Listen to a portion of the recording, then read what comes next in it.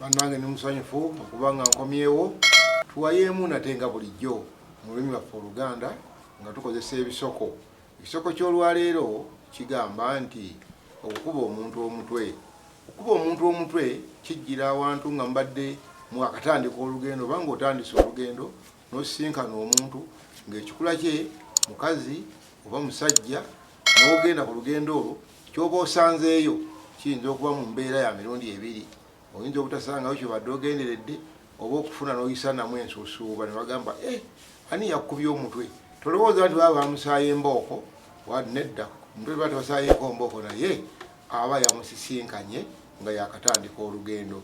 Bwetyo tufuuze ebintu mu lulimi Oluganda nga tuyita mu bisoko n'engero neyanzizza neyanzege Ssemamba Christopher Muziranjolo.